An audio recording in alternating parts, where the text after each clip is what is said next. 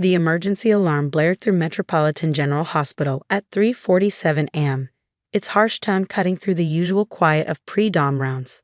I was checking on Mrs. Rodriguez in room 412 when it started. That awful sound that every healthcare worker dreads. Code black. Total system failure. I'm Sarah Chen, RN, BSN, and after 15 years at MetroGen, I thought I'd seen everything. But watching our hospital's entire electronic infrastructure crash in real time, that was new. Sarah, Dr. Thompson burst into the unit, his usual arrogance replaced by panic. Nothing's working. The EMR is down. Pharmacy systems are offline. Even the damn elevator controls are glitching. What's happening? I was already moving, my mind racing through protocols and backup procedures. Get every nurse you can find. We need to switch to paper charting immediately. I'll coordinate with pharmacy for critical medications. He blinked, unused to taking orders from a nurse.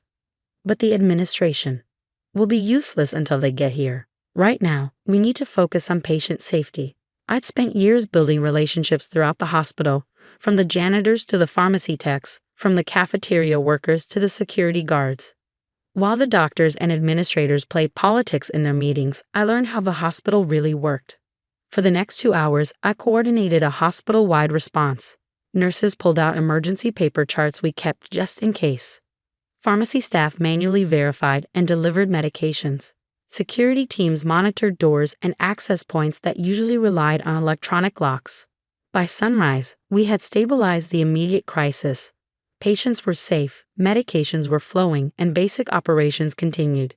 That's when the suits started arriving. Metropolitan General wasn't just any hospital. It was the flagship facility of the prestigious Chen Medical Group, no relation to me, unfortunately. Founded by the legendary Dr. James Chen 50 years ago, it had grown into a healthcare empire spanning 3 states. The current CEO, Marcus Chen Jr., swept into the emergency command center at 7 a.m. sharp, flanked by board members and administrators. I was reviewing handwritten patient reports when they arrived. How did this happen? Marcus demanded, his tailored suit out of place among the exhausted healthcare workers. Where's Dr. Harrison? Dr. Thompson. Both dealing with critical patients, I replied, not looking up from my charts. The backup generators are stable, but all clinical systems remain down. We've implemented emergency protocols. And who are you to make such decisions? Board Chairman Wilson interrupted, peering at my ID badge. A nurse? I met his gaze steadily. Senior charge nurse, emergency response coordinator, and the person who's kept this hospital running for the past 3 hours. Yes, well, he dismissed with a wave. Thank you for your basic assistance, but this is a matter for hospital leadership now. Please return to your regular duties. Regular duties. As if managing a crisis affecting hundreds of patients was somehow beneath their notice because I didn't have MD or MBA after my name. The A-team reports it's a ransomware attack, the chief technology officer announced. They've encrypted all our systems. They're demanding $10 million in cryptocurrency within 48 hours, or they'll delete everything. The room erupted in chaos. Board members shouted about insurance policies and legal liability. Administrators argued about emergency procedures and press responses. I stood quietly, thinking about the project I'd been developing in my spare time. A revolutionary backup system designed specifically for healthcare emergencies. I tried presenting it to administration 3 times over the past year. Each time, I was politely but firmly dismissed. This is what happens when we rely too heavily on technology, Dr. Thompson declared, finally joining the meeting. We need to focus on medical solutions, not computer problems. Actually, I started. I have a potential. Please. Chairman Wilson cut me off with a condescending smile. This is hardly the time for nursing suggestions. We need real solutions from qualified experts. I looked around the room at these qualified experts, administrators who'd never worked a night shift, doctors who couldn't find the backup generators, board members who didn't know the first thing about our actual emergency protocols. Of course, I said quietly, gathering my papers. I'll leave you to it. As I walked out, I heard Marcus Chen Jr. say, "Get me every technology consultant in the city. Money is no object." They had no idea that the solution they needed was walking out the door. No idea that I'd spent the past 3 years developing and testing a comprehensive healthcare backup system, one that could not only restore our current systems but protect against future attacks. No idea that while they were focused on their millions and their reputations, I'd been focused on what really mattered: patient safety. I went back to my unit, where the real work continued. Nurses exchanged knowing looks as updates filtered down from the command center. More consultants arrived, each with their own expensive proposals. Hours ticked by with no progress. By evening, the situation was deteriorating. Without access to medical records, medication histories, or imaging systems, patient care was becoming dangerous. The emergency department had to divert critical cases to other hospitals. The press was camping outside, sensing a story about one of the country's most prestigious hospitals brought to its knees. My phone buzzed.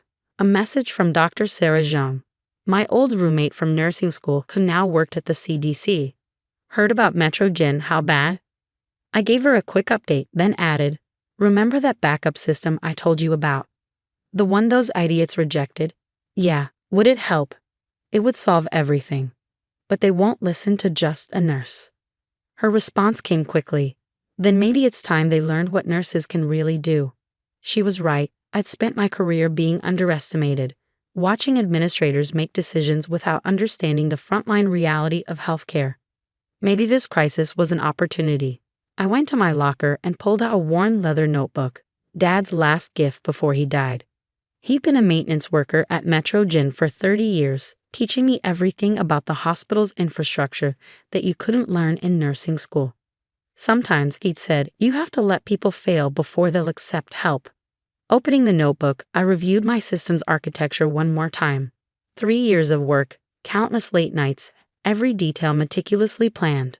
A solution that could save not just Metro Gen, but potentially hospitals across the country.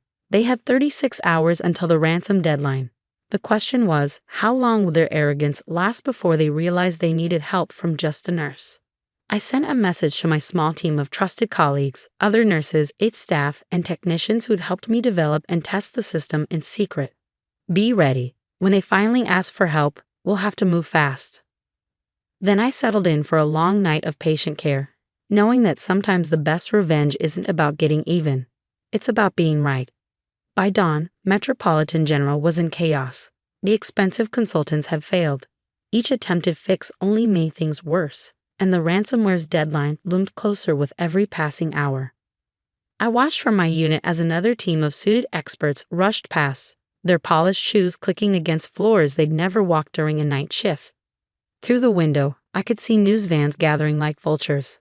Sarah, Jenny, one of our best ICU nurses, appeared at my side.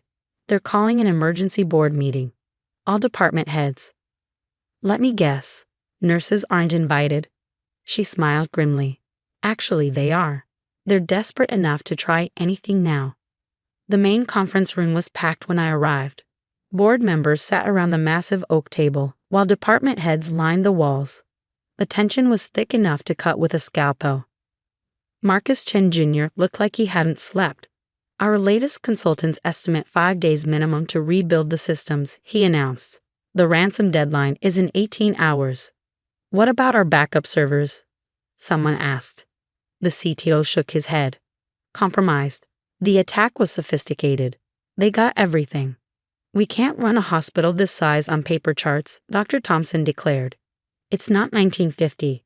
I waited, watching them spiral into panic and blame. Chairman Wilson was red-faced, shouting about stock prices and reputational damage. Department heads argued about prioritizing their patients. Finally, I cleared my throat. I have a solution. The room fell silent, heads turning. Some looked confused. They'd probably never noticed me at these meetings before. Ms. Chen, Chairman Wilson sighed. Unless you have 10 million in cryptocurrency, I have something better. I interrupted, pulling out my laptop. A comprehensive backup system designed specifically for healthcare emergencies, one that can restore our operations and prevent future attacks. Marcus leaned forward. What are you talking about?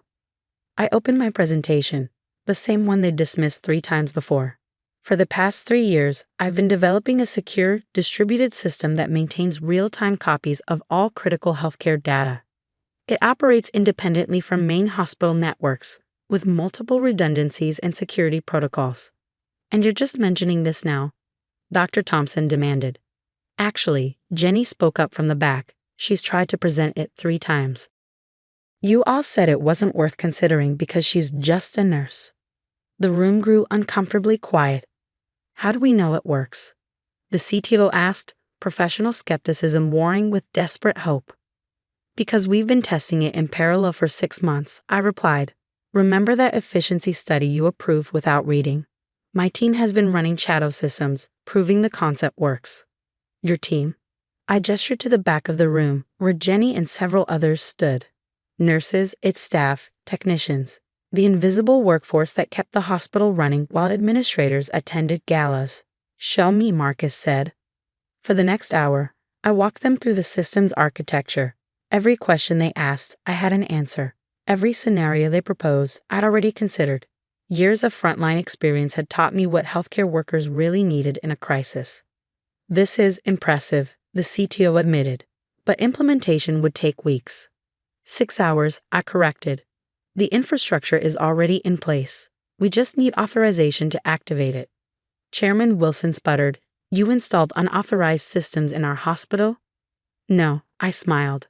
I installed authorized systems through proper channels. You just never bothered to read the proposals you were signing.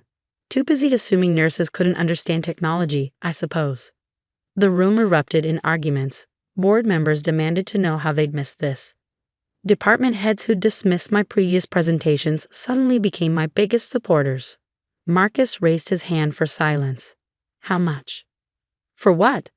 To buy your system. Name your price. I thought about Dad, about all the nights he taught me about the hospital's infrastructure while cleaning floors the administrators never saw. About all the nurses who'd helped me test and refine the system while being told they were just support staff. I'm not selling, I said clearly. But I'll license it to the hospital under 2 conditions. They waited. First, the license fees go to establishing a frontline innovation fund, supporting ideas from nurses, technicians, and other staff who actually understand how hospitals work.